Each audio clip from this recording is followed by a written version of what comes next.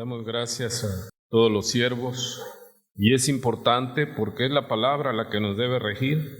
Y aquí, cuando queremos ser específicos, siempre viene a la memoria el servir a Dios con alegría. Es que ahí está todo. Servir a Jehová con alegría. ¿Es posible estar alegre en el servicio? Es mandato. Dice que nos alegremos, ¿verdad? Porque Él suple todo, hermano. Todo, no hay nada que Él no nos dé. La fuerza, la capacidad, Él nos libra del mal. Él suple el pan de cada día. Así que vengamos con alegría y oremos para que más gente pueda participar de la llenura del Espíritu Santo, que el fruto que se manifiesta primero es amor y el segundo dice que es gozo. Y siempre desde que Dios nos permite, nos da la gracia de leer, siempre me ha llamado la atención qué tan importante es el gozo. Porque recuerde la regla, dice que en un párrafo, en una línea, la palabra, el concepto que aparece primero que otro, en ese contexto, es de mayor importancia que el que le continúa. Sin duda, el amor, ¿verdad? Dice que Dios es amor, ¿verdad? Lo dice Juan, el discípulo amado, al que se le relaciona con el amor. Pero hoy que vamos a tocar y seguir tocando el llamado del Señor para fundar su iglesia, viene a nuestra mente el apóstol Juan. Y se tiene un concepto del apóstol Juan así medio blandengue, y usted cuando lee los escritos de Juan, y sobre todo cuando ya está primera, segunda y tercera de Juan, es impresionante el carácter de Juan. O sea, es una bomba, amorosa, pero una bomba, ¿verdad? Él dice cosas como: el que no ama, dice, no conoce a Dios. O sea, está hablando de amor, pero es que contundente. O sea, no confundamos el término, ¿verdad? El que te habla serio, el que te habla fuerte, el que te habla en tono grave es porque te ama, ¿verdad? Cuando alguien te dice, no, es que el pecado es serio, tan serio como un infarto, hermano. O sea, tenemos que estar firmes para no corromper el mensaje del Señor. Así que se le tiene a Juan catalogado como un apóstol paliducho, afeminado en su estructura, y no nada más lejano que eso, porque recuerde que Juan era ¿qué? ¿Oficinista? No, Juan era pescador, y no pescaban como hoy día. Ya la tecnología sigue siendo rudo, el mar sigue siendo rudo, no para cualquiera, pero vemos que en este primer siglo era un trabajo vigoroso. Y tan fuerte era Juan que todos murieron, obvio, los que el Señor llamó y les dijo que iban a beber la copa. Todos fueron terriblemente martirizados, los primeros mártires, los apóstoles, los enviados. Pero vemos que Juan era de una estructura fuerte. ¿Por qué decimos esto? Porque él llegó a los 100 años casi. Y nos dice en la isla de Patmos, donde Dios, Jesucristo, dice: antes de que acabe esta generación, él volvió y le dictó a Juan el futuro, ¿verdad? ¿Y cómo estaba Juan? 100 años, y estaba lúcido, estaba firme, así que nada que era un blandengue, no, era un hombre fuerte, saludable, ¿verdad? Entonces Juan habla del amor, ¿verdad? Y vemos entonces que es importante porque Dios es amor, la persona de Dios es amor. Pero de ahí, ¿qué sigue? En el fruto del Espíritu Santo, gozo. ¿Cuántos han leído en Nehemías, Antiguo Testamento, capítulo 8, que dice: el gozo del Señor es nuestra fortaleza? Así que sí podemos estar siempre gozosos. Luego pasa al Nuevo Testamento. Dice: orad sin cesar. Y cuando dice: y estad siempre gozosos. O sea, caray, ¿eso cómo se hace? Pues se siente un poco de gozo en la quincena, ¿verdad? Y eso la buena, porque la mala Pero de ahí el gozo se va al pozo, hermano. Pero sí es posible, porque Dios dice que Él ama al dador alegre. Ahora acaba de hablar nuestra hermana Carla. Y hermano, debemos dar con alegría. No es que seamos serios en este concepto, pero realmente no se debe obligar a nadie, ¿no? Ni amenazar. Porque luego a nosotros nos acusan de falsa doctrina. ¿Por qué? Porque no obligamos a la gente. Entonces hay grupos, confesiones de fe, que ellos dicen que si no diezmas estás maldito y no tienes parte con Dios. Pero no puedes torcer la escritura así, porque Efesios 2:8, que dice que la salvación es por gracia, no por obras. Entonces, ¿cómo vinculas estos dos, hermano? O sea, ¿tengo que dar para ser salvo? No, porque soy salvo, doy. Sí, entonces como introducción, no sé por qué toqué esto, pero pues es porque siempre es bueno meditar conforme el Espíritu nos mueve, y es importante el gozo, hermano, hacer las cosas como. Yo veo mucho gozo en una mamá preparando el alimento de sus hijos. Siempre tengo esa imagen. Veía yo a mi mamá alimentando 8, éramos 8. Yo decía, qué paciencia tiene mi mamá. No, y ella, hasta donde yo me hice hombre, siempre ella, amorosa, dándole gracias a Dios. Así nosotros, hermano, debemos vivir esta vida que nos toca con gozo. Hay gloria a Dios, no hay gloria a Dios, porque Él no nos va a dejar de su mano. Nunca nos ha desamparado. David lo narra. ¿Y por qué esto? Porque estamos viendo que aquí ya vamos a cumplir 19 años y no nos ha hecho falta nada, hermano. Aquí estamos, y esta ya es una iglesia adulta. Ya no nos cabe el título de es que somos niños, estamos empezando, no. Y yo le daba gracias a Dios en este tiempo de meditación, así como usted, de que Dios nos ha guardado, hermano. Y nosotros somos la iglesia aquí, la que está, hasta que Dios diga, ¿verdad? Muchos por trabajo, por diferentes vicisitudes, a veces no pueden estar entre semana, pero hay un grupo, y no pequeño aquí, que es constante: martes 10 de la mañana, jueves 6 de la tarde y domingo 10 de la mañana. Y pasan los días, las semanas, los meses y los años, y seguimos, ¿verdad? Y ver cómo Dios va respondiendo en todo a pesar de los pesares. Muy bien, vamos a continuar entonces con nuestro estudio. Estamos en el libro, ¿qué estamos estudiando, hermano? Ya vamos al tercer mes. Es el libro de Mateo. Es el primer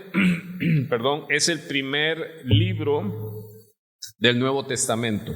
Venimos saliendo de 400 años de silencio. Dios guardó silencio, y en Mateo es cuando habla, ¿verdad? Vimos el jueves pasado, nos decantamos mucho por el tema de Juan el Bautista, ¿sí?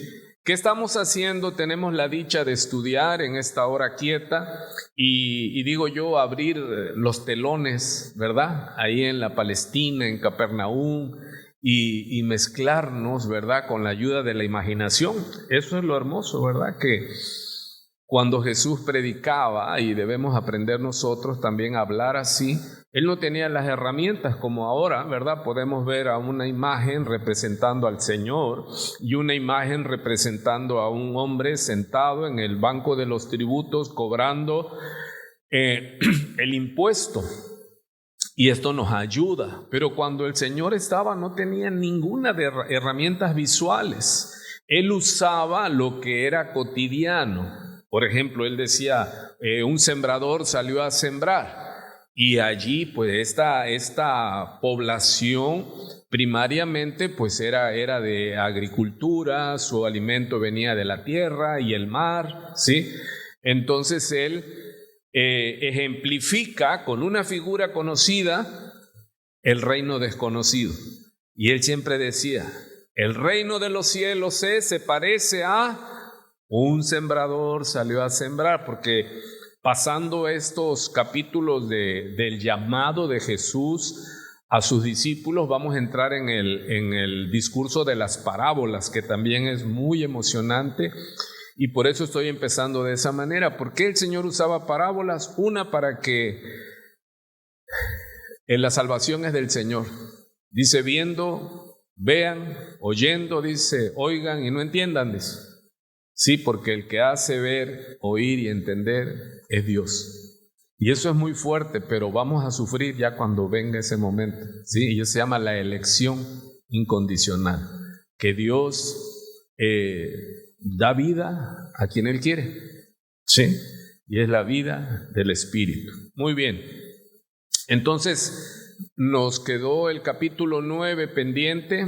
Vimos el domingo la primaria necesidad del pueblo. Cuando Cristo llega a la tierra, no vino para darnos una mejor vida, no vino para hacernos ricos, felices y famosos, ni prósperos, hermano. No, el Señor vino para salvarnos de la muerte eterna, para salvarnos de la ira de Dios, ¿sí? Y Él cargó con el pecado de la humanidad, generaciones pasadas, presentes y futuras, hermano. Yo recuerdo que una de los cuestionamientos que había cuando recién llegamos a la iglesia era de que, decía el pastor, ya Dios te perdonó tus pecados. Yo decía, está bien, pastor, pero ¿y los pecados que voy a cometer? O sea, ¿cómo? ¿Estás diciendo que vas a cometer pecado? ¿Cuántos dicen, hermano, que no lo diga? Sí, que voy a fallar. Que no es permiso para fallar, porque tenemos que luchar. Pero hermano, ¿los pecados futuros están perdonados o cómo va a estar ahí? Cuando Cristo murió hace más de 2000 años, nuestros pecados estaban como nosotros. No habíamos sido concebidos carnalmente. Así que todos nuestros pecados estaban ¿en qué tiempo? ¿Pasado, presente o futuro? Todos estaban en futuro. Y Cristo perdonó todo el pecado del mundo. Y eso uno tiene que decir, gracias, Señor. Sí, porque no sabíamos nosotros que íbamos a nacer, pero Dios sí sabía que nosotros íbamos a nacer y que íbamos a ser alcanzados por su inmensa, maravillosa, grandiosa misericordia. Aleluya. Entonces aquí vamos a ver algo emocionante. Le decía yo, vamos a seguir caminando, ¿verdad? En el primer siglo, en Capernaum, convulso, un puerto marítimo, de diferentes razas, culturas, llegaban y había una mezcla grande de movimiento siempre en los puertos del primer siglo. Y vemos aquí que Jesús llega y comienza a hacer algo asombroso, comienza a llamar, ¿sí? Por eso recuerden que hemos estado hablando del Rey y cantamos Jesucristo es Rey. ¿Por qué? Repito rápidamente por aquellos hermanos que no han podido estar por trabajo, por diferentes causas, que el propósito, que el énfasis de Mateo es presentar a Jesucristo como el Rey. Cuando comienza en su Génesis, Mateo 1, él dice, Jesucristo, hijo de David. ¿Por qué? Porque él está hablando a los judíos. Porque los judíos, cada sábado en la sinagoga, su aliento, su esperanza, como nosotros venimos cada domingo, y tiene que hablarse de la parusia. ¿Qué es la parusia? La segunda venida del Señor Jesucristo. Nosotros somos esa generación que está esperando ¿qué? La manifestación del Rey que viene. Y Mateo, que estamos volviendo a leerlo, o sea, te encanta, hermano, cuando ya empiezas a estudiarlo nuevamente, porque hace énfasis en el Rey. Porque es la promesa que sostenía a Israel y debe ser la promesa que nos sostenga a nosotros. Porque el Rey anunciado llegó, sí, y todo lo que decía de ese Rey lo hemos venido estudiando. El Rey rechazado, el Rey abandonado. ¿Hasta dónde llegó el rechazo de su pueblo? Hasta la cruz, sí. Y dice que herirá al pastor y todas las ovejas serán dispersadas. Lo dejaron solo, hermano. Y no solo el pueblo, sino Dios Padre lo abandonó porque no podía tener comunión, porque Él es muy santo de ojos para ver el pecado. Y eso fue lo que le hizo exclamar. Él había guardado silencio. ¿Cuántos se acuerdan y saben que estoy hablando lo que ya nosotros hemos leído? Él, como cordero mudo, dice, no abrió su boca. Él guardó silencio, silencio, silencio, pero cuando ya viene la hora culminante, dice que él grita, Elí, Elí, lama sabactani, y luego lo traducen los evangelios como Elí, Elí, ¿por qué me has abandonado? Eso lo vimos el primer domingo de marzo que nos tocó recordar, hermano. Ahí el Señor no le llamó Abba, ahí el Señor le llamó Dios mío, porque Él estaba lleno de pecado sobre Él murió porque la paga del pecado es muerte.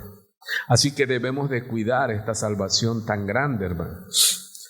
Luego habla Mateo que ese rey, vamos a llegar, fue ascendido. Pero Mateo en su evangelio hace mucho énfasis en el rey que viene, hermano.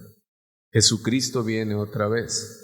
Y luego no hay que perder el enfoque, porque no es que critique, es que doy voces de alarma, porque luego hay gente que quiere mostrar que saben y dicen, por las señales es muy probable que venga este año o el año que viene, y erran terriblemente, vergonzosamente, hermano, porque la misma Biblia dice que nadie sabe cuándo va a venir. Lo que tenemos que estar, ¿por qué nos da señales? ¿Para qué? Mire, Dios es inmensamente misericordioso, hermano, que Él no hace nada sin antes dar el aviso. Si el avisado del peligro se guarda. El rey anunciado iba a venir y ellos no creyeron que iba a venir. Y Él vino. Y terrible fue eso. Lo llevaron a la muerte, hermano.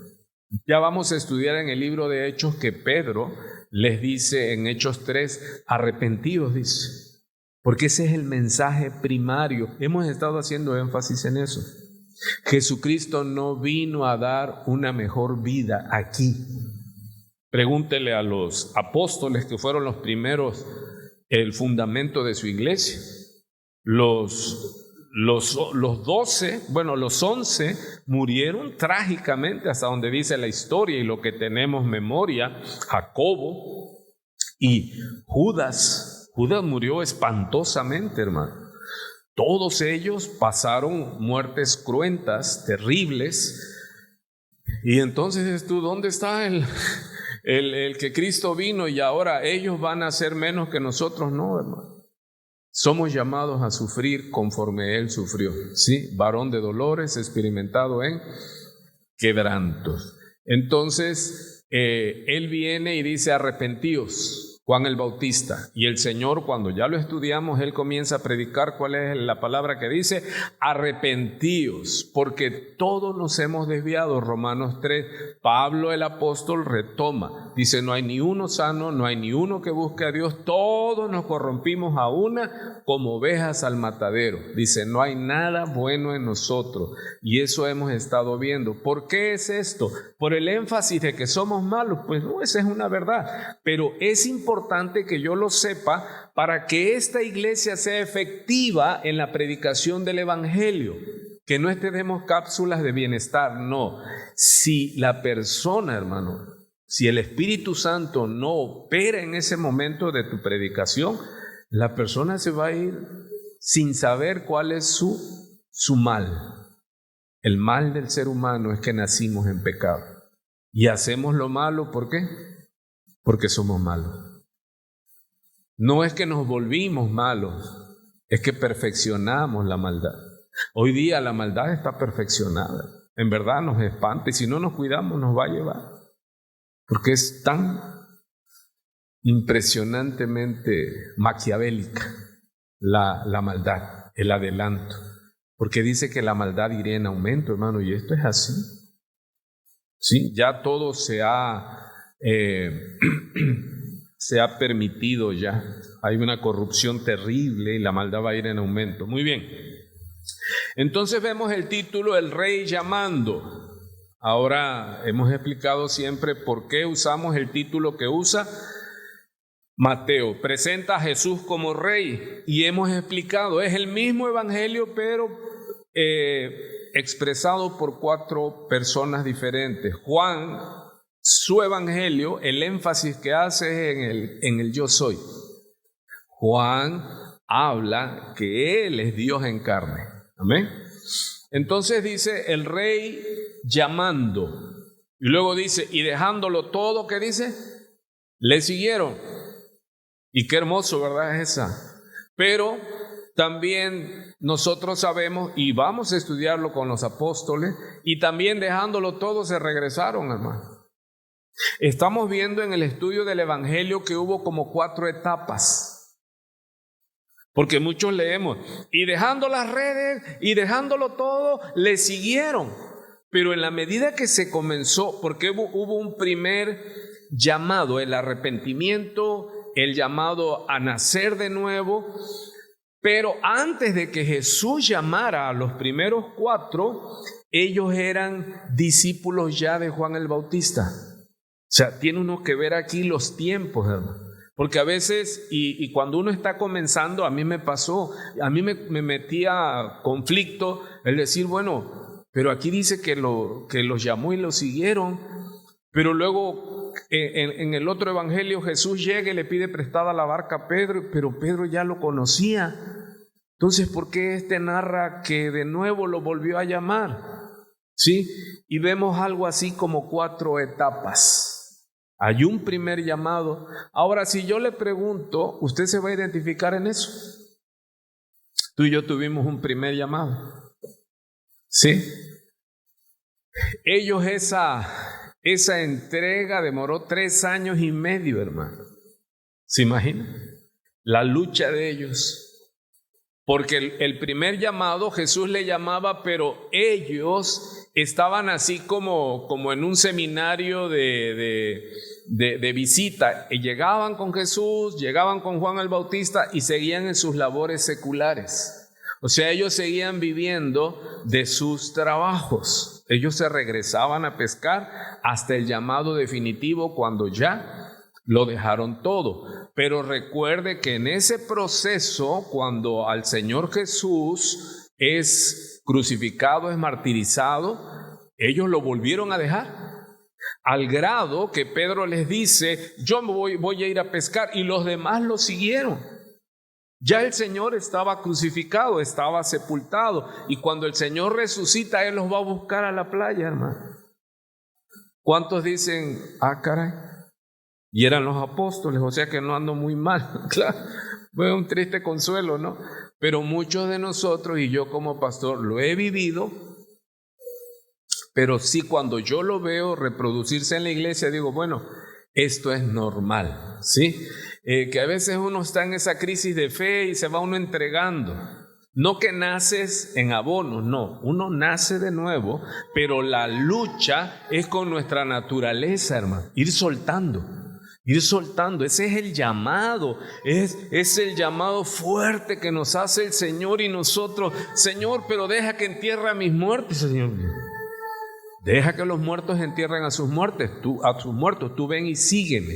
O sea que el llamado, hermano, esta es la realidad y es la vida de los apóstoles. No es de que dejándolo todo, le siguieron. No, hubo etapas, hubo vaivenes, al grado. ¿Cuál fue la etapa más grave del llamado?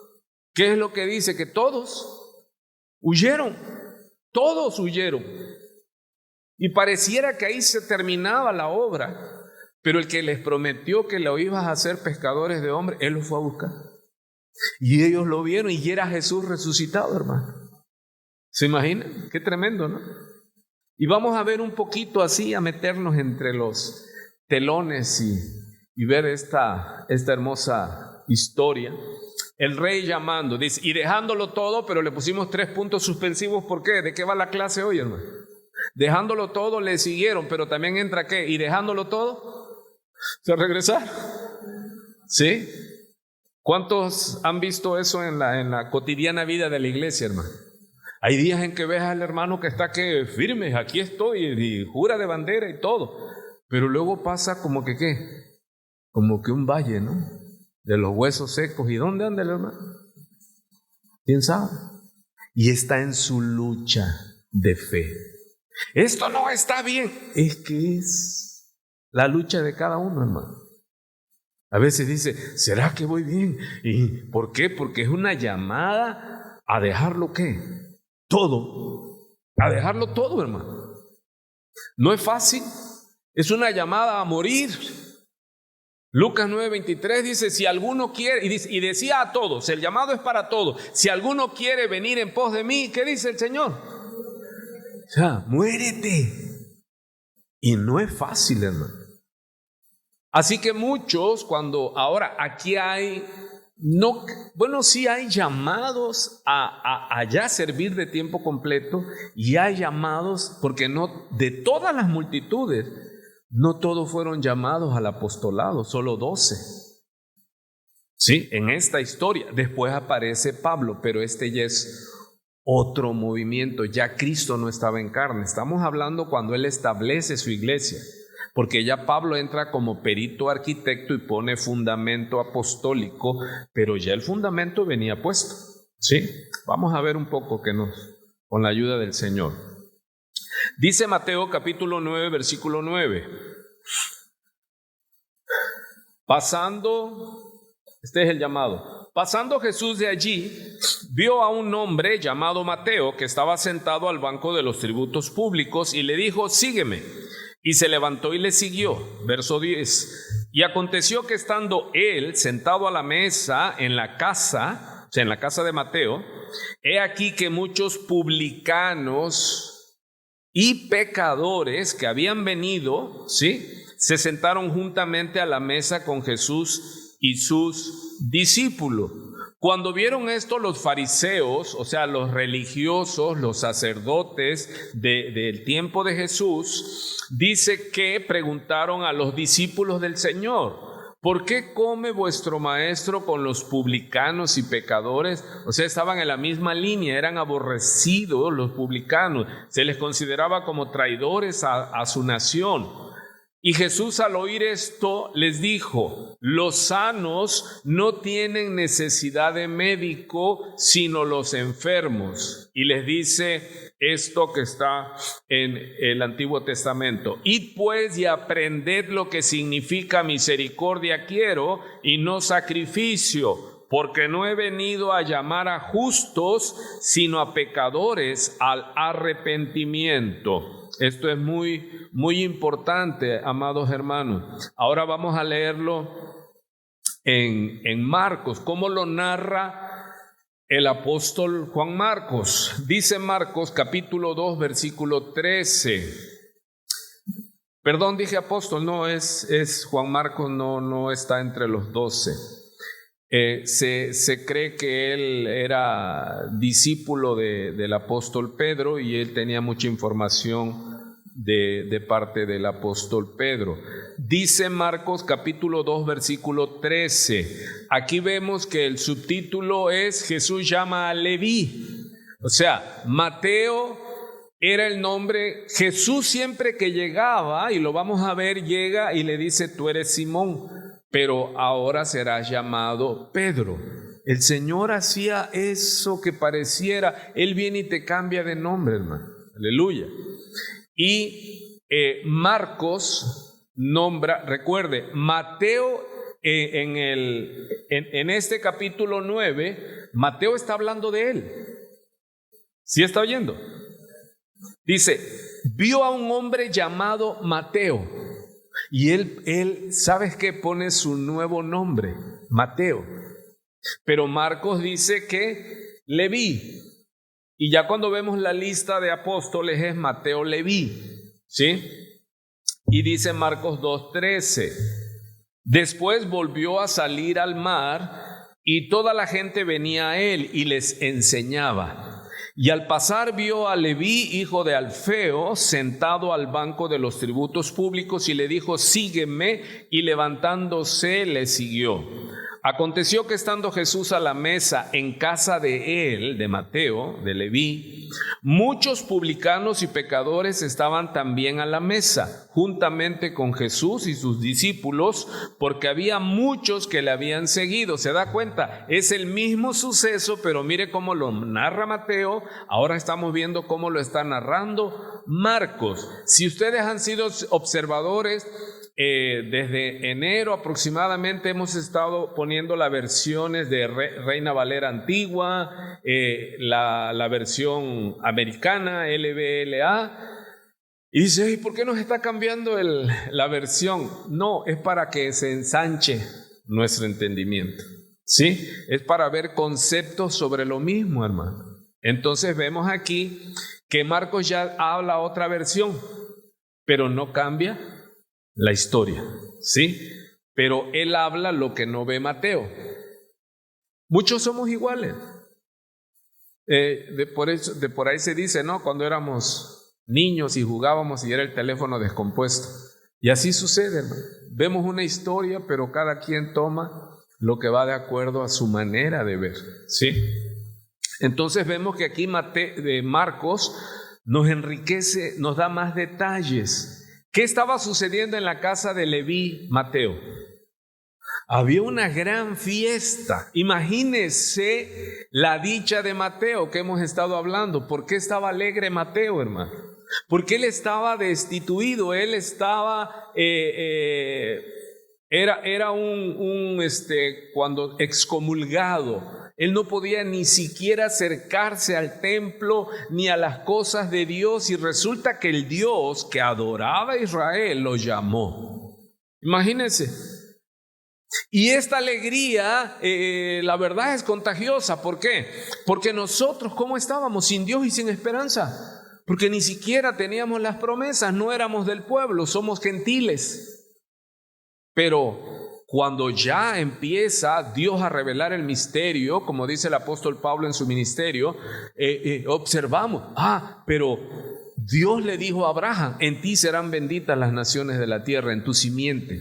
O sea, Él le prometió que de su simiente, que sabemos que es por la fe, que es Cristo, no solo vendría salvación sobre Israel, sino que hasta lo último de la tierra. Y nosotros que no teníamos esa promesa, ahora somos pueblo.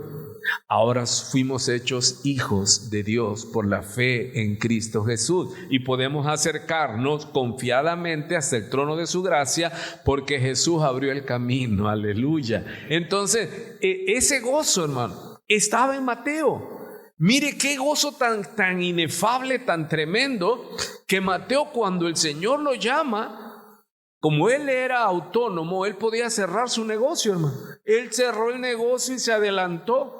Y es muy parecida a la historia que se narra con el otro cobrador de impuestos, el chiquitito, Zaqueo. Zaqueo quería ver al Señor. Recuerde que llamamos, ¿por qué Dios llama a este tipo de gente? Si lo único bueno que tenía Mateo es que era muy meticuloso con la pluma. Nadie se escapaba a la pluma de Mateo. Me debes, no, acá está. Tal fecha me debes y te están subiendo los intereses, pero aquí está tú. Mateo era bueno. Entonces cuando Cristo nuestro Señor lo llama, Él da detalles también que de los otros no tienen Entonces vemos que Zaqueo quería ver a Jesús, se sube a un árbol típico de esta parte de Palestina, llamado sicomoro, y él ahí se asoma. Porque ellos no podían acercarse, ellos mismos se exiliaban, decían no, pero él quería verlo.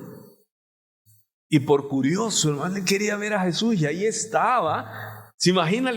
Imagínese, hermano, en el árbol, la gente, porque dice que él quería ver a Jesús, él oyó, porque si algunos estaban informados, eran los cobradores de impuestos, porque ellos estaban en las entradas, en los cruces de caminos comerciales, y pasaba la gente y le decía, a ver, a la báscula, tu cosecha, tu ganado que vas a vender y todo esto, dice, y debes tanto al imperio como impuesto. Y ellos metían ganancia deshonesta porque ellos pagaban una cuota a los senadores romanos y el resto era para ellos, y eran muy ricos. Y si usted se acuerda de la historia, Zaqueo es un principal de los publicanos y rico, dice.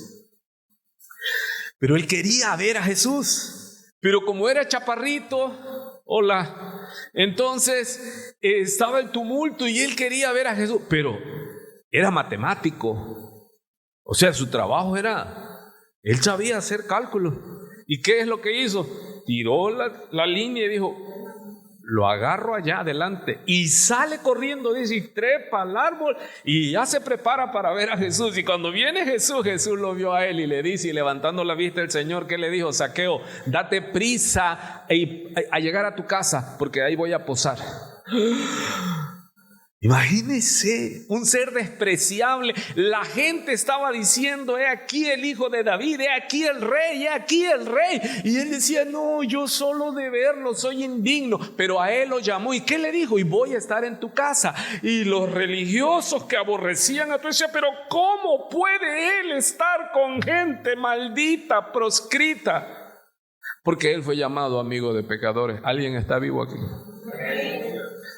Él te invitó a su mesa, hermano, y no éramos dignos, y Él nos amó, y Él nos está invitando. Él quiere que nosotros seamos amigos de Dios.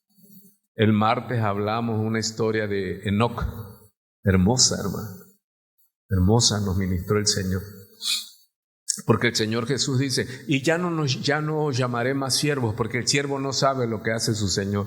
He aquí, dice, si ustedes me obedecen, si ustedes caminan conmigo, estoy parafraseando a Enoc, serán mis amigos. O sea, amigo de Dios. Y la puerta está abierta, hermano. Y aquí no está hablando de culto de iglesia, no. Tú y Él caminando, tú y Él hablando. Porque como les digo, la Biblia no es Dios, amado. La iglesia no es Dios.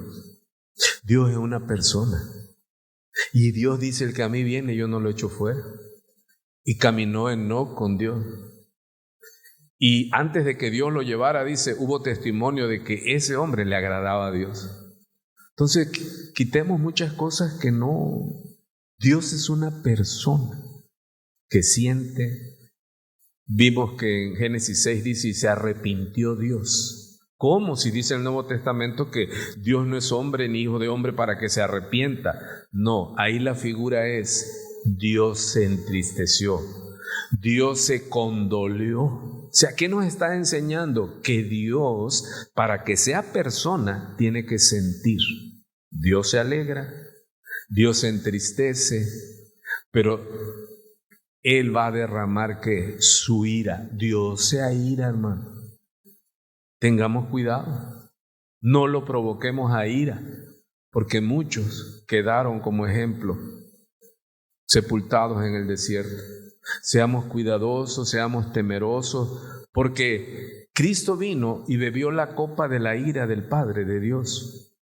Y cuando Él venga, ya no vendrá en son de paz, sino vendrá con espada desenvainada. Entonces debemos tener cuidado. Entonces imagínense que llega Jesús, imagínense la mujer de Zaqueo, hermano, que le manda Zaqueo y decirle, hazme una gran fiesta, una gran comida. ¿Y cómo? Imagínate que nunca vas a la iglesia y vas a la iglesia y ahí llega un hombre a predicar y todo, y tú llegues a tu casa y le dices, mujer, mira, traje al predicador a comer. Entonces, todo mundo, la noticia, la algarabía del momento era este profeta, este señor que estaba visitando, y él tuvo la dicha de que él no lo llamó, Jesús lo llamó a él y le dijo, date prisa. Entonces llega y había un gran banquete. Bueno, es similar. Ahora Mateo está escribiendo todo su libro.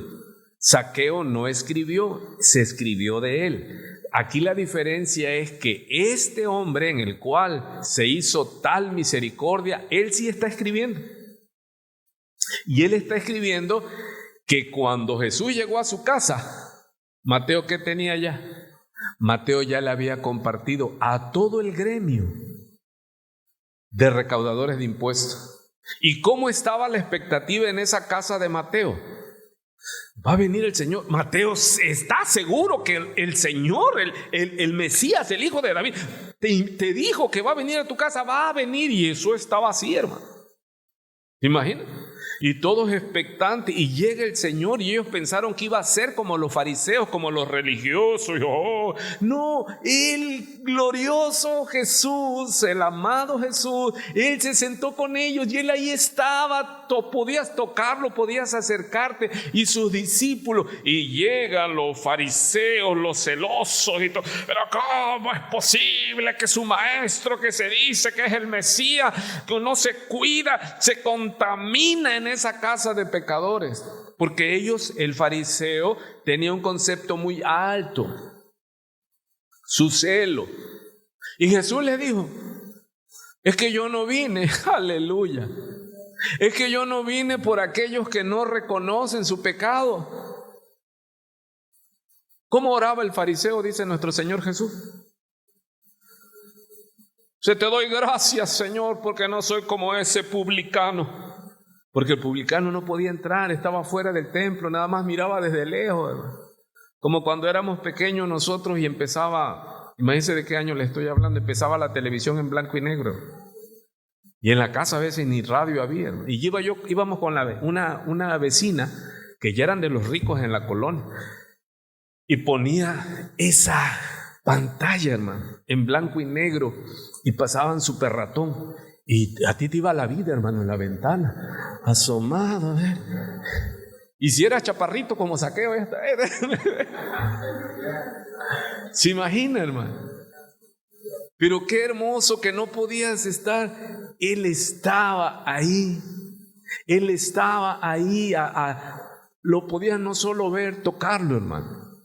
Pero estos fariseos se ofendieron. ¿Y qué les dijo Jesús? ¿Qué no han leído? ¿Qué es lo que leímos el primer domingo de este mes? Que el Señor reprendía a la iglesia, a los sacerdotes, a sus gobernadores, porque curaban con liviandad las llagas terribles de su pueblo. Hermano, es que no es con sacrificios, con cantos, con salmodias. No, dice el Señor: sacrificio quiero, fruto de labios, arrepiéntanse. Porque ¿qué es lo que hace la iglesia? Nosotros no, ¿verdad? Pero ¿qué practica la mayoría de la iglesia? El culto. Presentar lágrimas y lloro. Y no, el Señor dice que sea de verdad. ¿Sí? Entonces, como ellos no reconocían el pecado, el Señor los eliminó. Porque para entrar al reino, el primer requisito es ser un miserable, un pobre en espíritu, un desahuciado. Alguien que dice: no, yo. Mateo, ¿cómo estaba, hermano? Tenía dinero, pero él sabía que para el reino de los cielos él lo calificaba. Entonces, la alegría de Mateo es esa misma alegría que debemos tener nosotros, hermano. ¿Y qué le dice el Señor? Dice: como ustedes son justos, como ustedes son perfectos, santos y puros, ustedes no tienen necesidad de médico, pero esto sí. ¿Qué estaba diciendo el glorioso Señor? Les estaba quebrando. Y ellos se quedaron: no, sí, si ustedes dicen que no están ciegos, pues no necesitan médico. Yo vine por los ciegos, yo vine por los quebrados, yo vine por los miserables, dice el Señor. Y le llamaron amigo de pecadores. Aleluya, gloria sea el Señor, hermano. Entonces, pero ahora empecemos a ver la vida de Mateo. Entremos ahora a la casa de Mateo. Imagínense el bullicio, hermano, ahí todo expectante. Pero ¿qué fruto vemos en Mateo? ¿Mateo se lo guardó? No, era tal su alegría. Hermano, cuando verdaderamente alguien es llamado, no lo vas a callar.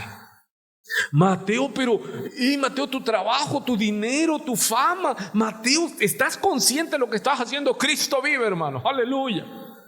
Porque no me avergüenzo del evangelio, Romanos 1:16. El que me negare delante de los hombres, yo también le negaré delante de mi Padre que está en los cielos.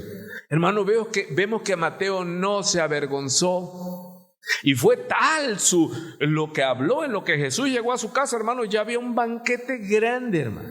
Si dinero no era el problema. Y estaban qué expectantes. Imagina toda esa caterva de pecadores recibiendo al Rey eterno. Aleluya, hermano. Glorioso el Señor. Y Él, hermano, Él no fue con los ricos, Él no fue con los reyes, Él no fue con el pueblo. Y se gozó. Ve qué tierno es nuestro Dios, porque Cristo vino a revelar el corazón del Padre. Y Dios es amor, hermano. Y Dios ama, y nos ama de tal manera que para salvarnos no había de otra. Él bajó y se hizo hombre. Y estando en la condición de hombre, de siervo, se humilló todavía más hasta la muerte y muerte de cruz. Pero al que se humilla, Dios lo exalta. Dice, por lo cual Dios Padre, cuando ya terminó su humillación Jesús, Él lo levanta de la tumba, es satisfecha su ira santa y lo sube en las alturas y le da un nombre que es sobre todo nombre que se nombre en la tierra, los cielos, la tierra, debajo de la tierra, para que toda lengua confiese que Jesucristo es el Señor, para gloria de Dios el Padre, hermano. Aleluya. Entonces nosotros no nos avergonzamos, nosotros servimos a un Rey victorioso, a un Rey de gloria, hermano. Sí, que para mucha gente ellos se quedan solo con el Jesús allí crucificado. No, Él no está así. Él resucitó. Y Él está sentado en gloria. Y Él viene otra vez. Y mientras Él viene, hermano, vamos a invitar gente para que cuando Él venga haya un banquete para recibirlo y no frustración y derrota y maldición y crujir de dientes. No, sino que digamos, ¿sabes qué, hermano? Esa esperanza no avergüenza. Cristo en nosotros, la esperanza de gloria. Y no nos avergoncemos y mantengamos el baluarte, mantengamos firme hasta el fin, hermano, la convicción que tenemos en Cristo Jesús. Pelear la buena batalla, hermano. Aleluya. De eso se trata, hermano. No es de que, ya Dios nos habló, pero ¿cuál es mi trabajo? Arengarlo. Cuando ya veo que ya se quedó, ya dice, no, ya anda por allá medio raro, media rara, ¿qué hacemos? Vamos con el látigo y la jabalina. No, el que lo llamó, oramos para que vuelva a llamarlo, porque Él es el buen pastor. No es Gustavo, es el buen pastor. Si se le pierde una, Él va por ella. Montes, valles, desiertos, Él va. Él tiene misericordia. Entendámoslo. Nuestra confianza no está en ningún hombre, en ningún líder. Hoy está el pastor fulano, pero es efímero. Es como la neblina, hoy lo ves, mañana no lo ves. Es un hombre falible, es flaco, es débil. Él necesita que el buen pastor también lo sostenga, que el buen pastor también lo alimente. Dejemos de estar, por eso siempre yo le digo, hermano, aquí no hay cura, aquí está Cristo y en Él todos nosotros debemos de sostener. No hay niveles, hermano, no, somos lo vil, lo necio, lo despreciable, y Dios nos escogió para avergonzar aún a los sabios. Esa es la iglesia de Cristo, hermano. ¿A quiénes llamó? Mire qué golpe al orgullo del clero en Israel. ¿Por qué? Porque ellos después, cuando oyeron y Él empezó a levantar su iglesia, Él desechó al clero judío. Todos esos con sus pompas y todo el sacerdocio les hizo ¿qué? Fuera. Yo voy a edificar mi iglesia y ustedes no tienen parte ni suerte. Y su iglesia ya no fue edificada ¿con qué? ¿A poco Él llamó a algún sabio en Jerusalén? Porque los que sabían eran los sacerdotes, los escribas, los fariseos. ¿Por qué no llamó a Nicodemo si Nicodemo lo fue a buscar? Porque Él quería mostrar su poder con lo débil, con lo vil, con aquello que no tiene esperanza. ¿Se imagina? Que al primero que llama aquí, aparece Mateo, pero realmente el primero que Jesús llama se llama Andrés.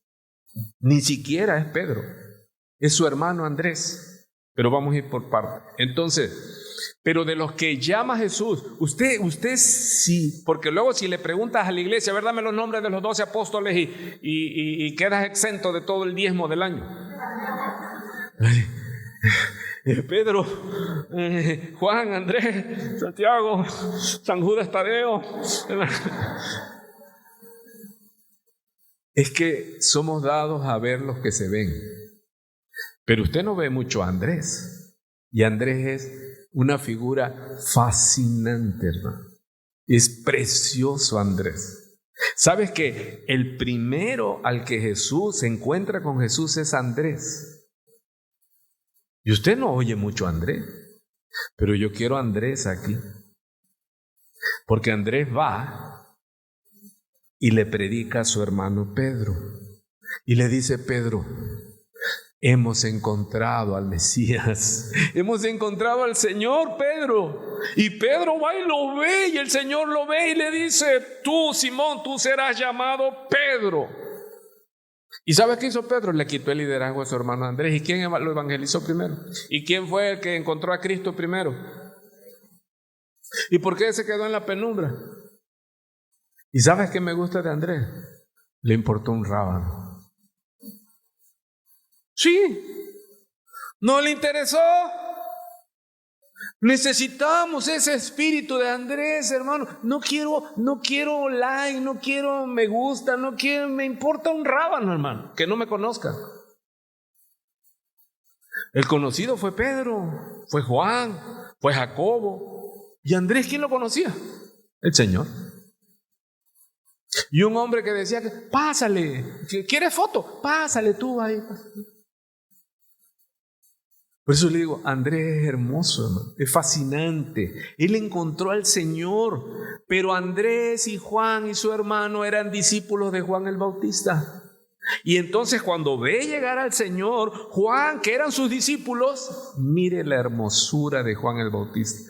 Porque les decía: no yo, pero ellos iban con él, porque era poderoso, porque traía la unción. Imagínense, de los nacidos de mujer, Juan fue bautizado por el Espíritu Santo en el vientre de Elizabeth, su madre, a los 6 meses. Él fue lleno del Espíritu Santo en el vientre. Para esos que están ahí de que no, desde el vientre. Ahí tembló la criatura. ¿Qué estaba haciendo Juan el Bautista? Y quién sabe, hermano, quizás dio vueltas en el vientre de la mamá.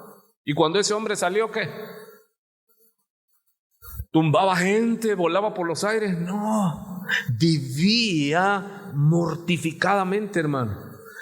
Tenía el poder del Espíritu Santo. No vivía en palacio, no vestía ropa de marca, no lo veías en los restaurantes más lujosos. No, el poder del Espíritu Santo le hacía vivir apartado allí en una vida asceta, una vida que renunciaba a todo lujo, hermano.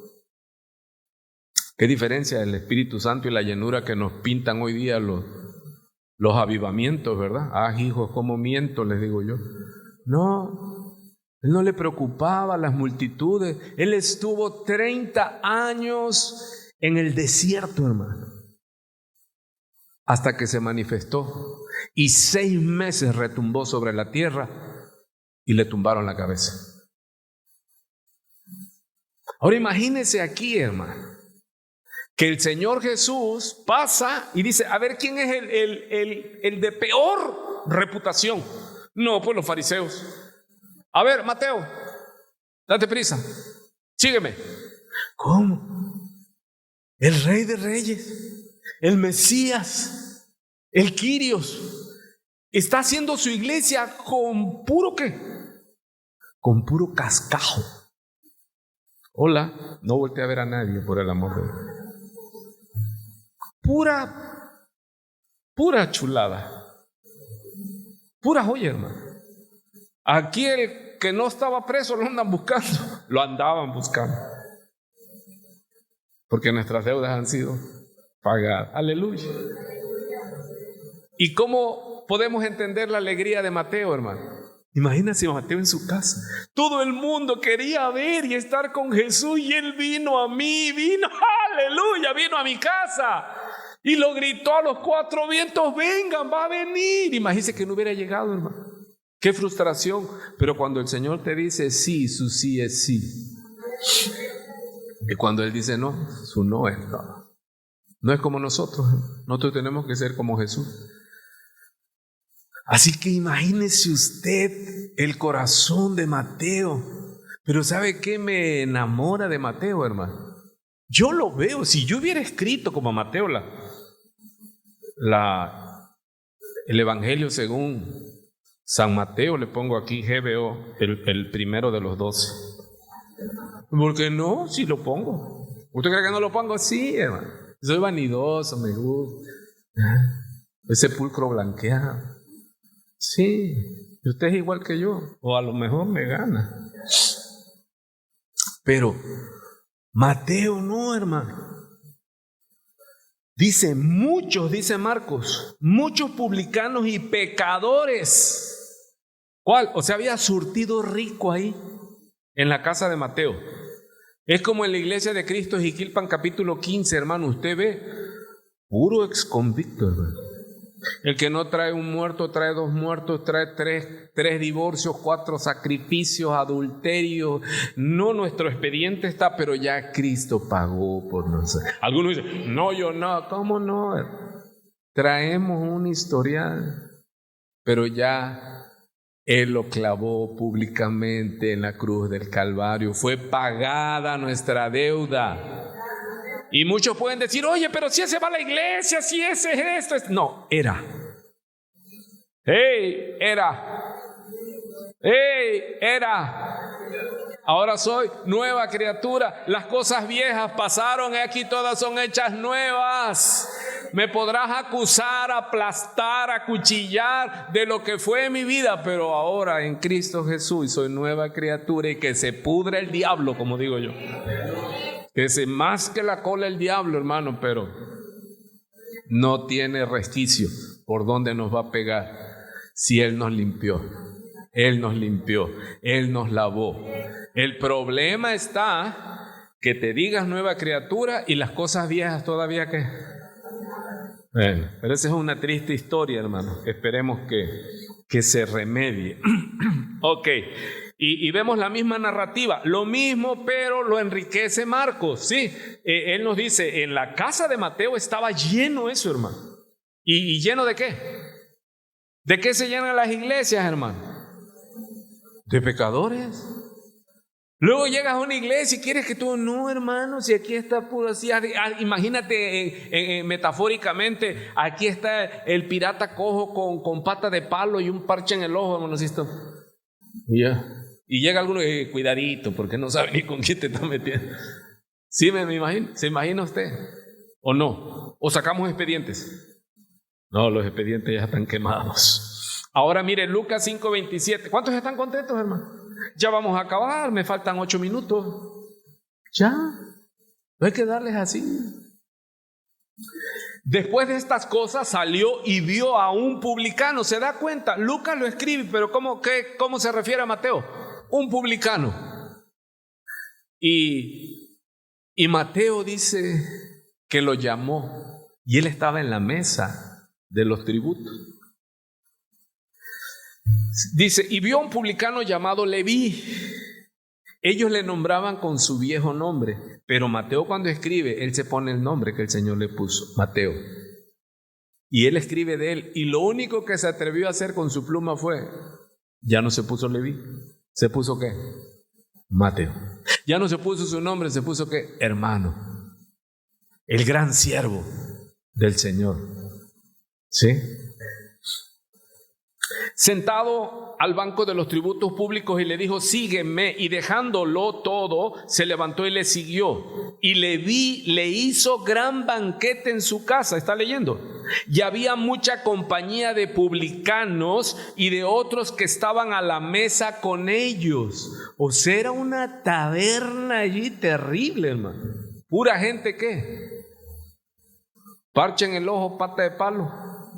¿Sí? Es como algunos que dicen, voy a ir a la iglesia a ver si no se cae el nombre. Si no se cayó con los que entraron contigo el nombre, tú eres Caperucita Roja, pásale, éntrale. Y los escribas y los fariseos, ¿qué hicieron los fariseos, los religiosos? Pero ¿cómo es posible que esté predicando ese? Si era un ladrón, borracho, adúltero, no puede ser posible. ¿Por qué coméis y bebéis con publicanos y pecadores? Respondiendo Jesús les dijo, los que están sanos no tienen necesidad de médicos sino los enfermos. No he venido a llamar a justos sino a pecadores al arrepentimiento. Bueno, vamos a pasar y vamos a leerlo, o lo voy a leer. Esto no es nuevo, el llamado. Hay figuras. Está el profeta Elías, el principal. Así cuando se fue transfigurado Jesús y aparece Moisés de un lado representando la ley y Elías del otro. Elías es el ícono de los profetas del Antiguo Testamento. Y vea esta narrativa, hermano. Partiendo él de allí, halló a Eliseo, está hablando de Elías, hijo de Safat, que araba con 12 yuntas delante de sí, y él tenía la última, Eliseo. Y pasando Elías por delante de él, echó sobre él su manto. Imagínese este acto, ¿sí? El manto, porque hoy día no hay profeta o apóstol de algún movimiento que dice, ve porque él tiene el manto. Ese es del enmascarado de plata, porque otro manto no creo. O el manto de la Virgen. Sí, pero no, hermano. Esto no hacía tanta algaraca Elías. Él pasó. Él iba a llamar a Eliseo. Eliseo estaba trabajando, hermano. Dios llama a los que ya están trabajando. Samuel, Dios lo llamó. ¿Y dónde estaba Samuel? Ya estaba trabajando en el templo. No, cuando Dios me llame, no, acércate. Dios llamó a Samuel, ¿en dónde? En el templo. Decíamos, no hay líderes, y Dios me dice, tu liderazgo está sentado, trabaja. Hello. No necesitamos que venga gente de fuera. ¿Dónde están los líderes? ¿Te hablan? No, te habla a ti el Señor. Pero ¿dónde te va a hablar? Te va a hablar como a Samuel. Vea la figura, Elías, Eliseo estaba arando, estaba trabajando. Dios no llama a desocupados voluntariamente. Dios llama a gente que está trabajando. Sí, hermano. Y pasando Elías por delante de él, echó sobre él su manto. Imagínense esta figura. Viene Elías el profeta con su manto y ve a Eliseo. Le tira el manto y él se sigue. No le hizo un culto de 3 horas y ven y pasa al frente. No, él pasó y tiró el manto. Traía la unción Elías de Dios. Y Eliseo no pudo resistir, hermano, el llamado. Es que es el llamado irresistible. Cuando Dios te llama con todo su poder y su gloria. El Mesías está pasando y te llama y tú no le puedes decir y tú lloras y dices, Señor, pero mira, ahora que veo ya tú me quieres que me muera. Sígueme. ¿Cuántos tienen historias como esa? 3 minutos, me queda. Toda la vida miserable, hermano. Sin dinero, sin nada, todo debiendo, endeudado con los taberneros en mi tiempo. Y cuando Dios me llama, me hace nueva criatura, me dan mi trabajo de planta, de base, aquí en refinería, negocios, pastelería, pizzería, y empecé a comer y a tener dinero y me dice Dios, sígueme. Digo, Señor, si vengo apenas me estoy recuperando. Sígueme. ¿A poco es bonito? 40 años, hermano. ¿Y qué vas a hacer? ¿Y el médico? Él me está llamando. No, pues ve, yo no voy. Pues yo voy ahí. ¿Y a poco es que iba yo así, con el pecho así como Superman? Oh, te seguiré, Señor. Si yo no, Señor, no hay otra manera. O sea, apenas y apenas estoy, Señor. Sígueme. Eliseo, ¿qué hizo, hermano? Va con él. Entonces dice, dejando él los bueyes, vino corriendo en pos de Elías, porque Elías no se quedó a rogarle. Dios no se va a quedar a rogarte. Dios te llama con poder. Y el tiempo, no sé qué tiempo pasó en tu vida, hermano, pero es la crisis de fe y tú estás aquí. Y Él dice: ¿quieres venir en pos de mí? Muérete. Señor, deja que entierre a mis padres. No, deja que los muertos entierren a sus muertos. Tú ven y sígueme ahora. ¿Y qué se siente, hermano? Pero es que yo soy conocido, y ¿qué van a decir de mí? Que ahora soy un fanático loco, es cristiano. Yo no quiero ir, me da vergüenza. Y el Espíritu Santo, Él ya derramó sobre ti. Está en esa lucha, ¿no? ¿Cuántos están entendiendo? Los apóstoles fueron llamados. ¿Y usted cree que a poco así ya? No, hermano. Ellos iban y venían. Ya habían estado con Juan el Bautista, los pescadores. Y vea qué hermoso es Juan el Bautista. Ve a Jesús y qué les dice a sus discípulos. Yo no les digo, yo les digo, me voy a quedar sin iglesia. Sí, entiende. No, Él va y les dice: no es a mí, Él es. ¿Y qué hicieron? Andrés se fue con Él y se acerca y le dice: Señor, ¿dónde moras? ¿Se imagina esta historia tan hermosa? Andresito, hermano, se le acerca y le dice: Señor, ¿y dónde vives? Como un niño. ¿Y tú qué haces? ¿Sí? No entiende, o sí entiende. Entonces, dejando él los bueyes, Eliseo vino corriendo en pos de Elías y dijo: y te ruego que me dejes besar a mi padre y a mi madre, o sea, despedirme, y luego te seguiré. Y vean a Elías, hermano. Le dicen: vuelve, ¿qué te he hecho yo? O sea, usted ve que le andaba rogando. Hermano, necesitamos que venga como mentor. Hermano, si quiere venir, venga. Porque aquí no es religión, aquí si Dios te llamó, de que viene. Si no, pregúntele a Jonás cuando lo vea allá en el cielo. O como dice en esa historia de la escuelita bíblica, ¿no? ¿Qué es una ballena? Que no es la ballena. Bueno, dice la niña, pero cuando vaya al cielo le voy a preguntar a Jonás, dice la nena en la escuelita bíblica.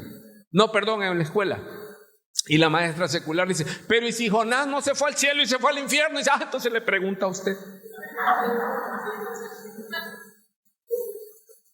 ¿Se imagina? Pregúntele a Jonás: ¿y cómo le hiciste? Jonás lo llamó el Señor, era profeta. Y Jonás, ¿qué? Salió huyendo, pero ¿para dónde? Para ir a España. Y Dios dice: cuando Dios te ¿qué? ¿De qué vas? Va, papá. No, pero yo quiero ser cristiano y ser gitano y ser... No, papacito. No puedes participar. Y muchos, ¿sabes qué? Sufren y los veo y digo yo: dale. Resístele al Señor. Estoy viendo a ver qué tanto aguanta. Y lo ayudo con oración: Señor, déjale caer ya. Necesitamos discípulos, necesitamos hombres, mujeres de valor.